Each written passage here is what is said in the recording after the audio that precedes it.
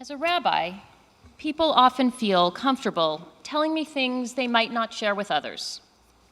However, at other times, people are more reticent to share certain things with me, fearing that I might disapprove or judge. One of those topics is God. Over the years working in the rabbinate, I've had several congregants, students, friends, and even relatives confide in me that they don't believe in God. Often they share this information in a slightly hushed tone with a guilty look, fearing that I'm going to be disapproving or label them a heretic. Rather, I ask a simple question. Tell me the God you don't believe in. More often than not, the description of God that they share is one that closely resembles either Zeus or Santa Claus. For most people, God is an old white guy with a long beard, sitting on a throne, judging our actions and deciding our fate. And then I share with them that I don't believe in that God either. The sigh of relief, sometimes a bit of shock, is palpable. And I'm actually not alone. In the most recent Pew survey, over 80% of Reform Jews don't believe in the God of the Bible. But that doesn't mean they don't believe in God. Over 60% of Jews do believe in a higher power or a spiritual force, but not the one that they refer to as the God of the Bible. But the truth is, the Bible has many descriptions of God. But when the Pew survey asked about the God of the Bible, everybody knew who they were talking about, the old white guy that judges us. And this is part of our problem. So who is the God of the Bible, and where does that description come from? The God of the Bible is the God that sits on high. As to where it comes from, this is the personification of God that is the most prevalent in our Bible, especially in this week's Torah portion.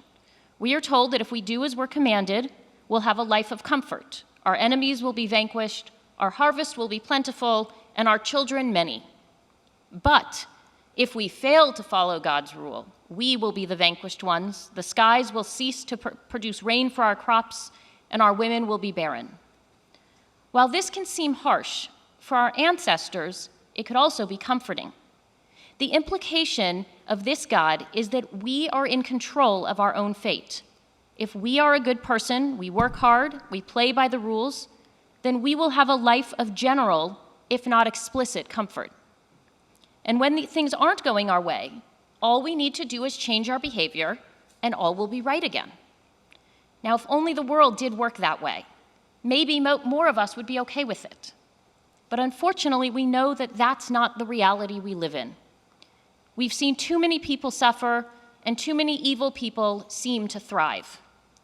Sure, we can say they'll get their just reward in heaven, or that we never know the inner workings of someone's heart, but often that's just a way to try and explain a theology that we are uncomfortable with. So how did this notion of God become the prevalent one? Well, for a time, this notion of God may have actually saved the Jewish people. In traditional Near East polytheistic society, when one community lost a battle to another, the losing community assumed that the winning God was stronger than their God, and they started praying to the victor's God. How many of you want to be on a second-place team? Strangely, when the Israelites lost a battle, they didn't move over to the other God. They said, no. Our God is simply punishing us, teaching us a lesson, and punishing us because we did something wrong. But in this way, the Israelites actually retained control over their destiny. Rather than being at the whim of an army that was stronger than them, their fate instead was determined by a God of whom they were in relationship with. It may have actually been the beginning of Jewish guilt. Our loss is my fault. But it allowed the Israelites to retain their identity and their belief in one God. While this articulation of God have worked for our ancestors and in antiquity, and even work for some now, for many modern and Reformed Jews, this theology falls short. Thankfully, our tradition gives us plenty of other ways to understand and connect with God. Throughout the Bible, and especially in our commentary, there are a plethora of beautiful descriptions of God. God can be compassionate. God can be a healer. God can even be very forgiving. Just as we can be compassionate in one situation and authoritative in another, so too can God meet the needs of the situation. In fact, we often talk about the 70 faces of God, recognizing that only one description is wholly inadequate. And in fact, I think we do ourselves and Judaism a disservice when we predominantly teach only one aspect. Here are other descriptions of God that we find in our sacred literature.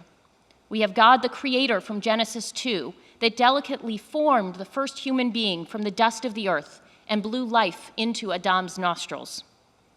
We have God the Guide that silently accompanies Jacob as he travels far from home after the death of his father. In the book of Numbers, we see God the Healer, who heals Miriam after Moses passionately cries out, El na rafa nala, please God, heal her. We can relate to God as the Shekhinah, the feminine aspect, the loving mother who protects her children.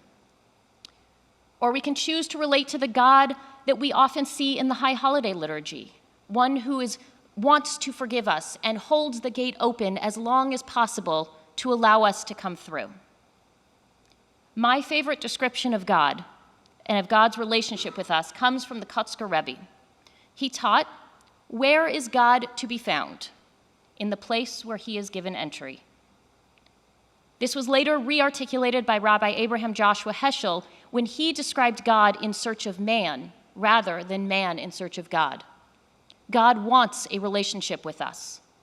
God is waiting for us to open that door and let God through.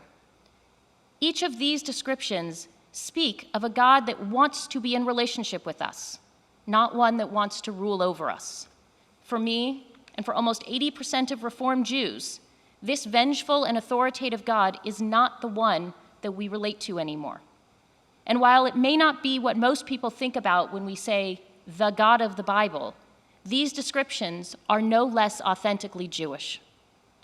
So back to the one who quietly and guiltily confides in me that they don't believe in God.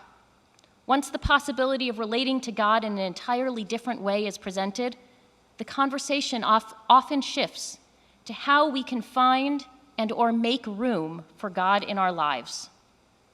So how do we choose to connect to God? As we near the high holiday season, we're often asked to re-examine our connection to ourselves, to others, and ultimately to God. Which one will you choose this year? Shabbat Shalom.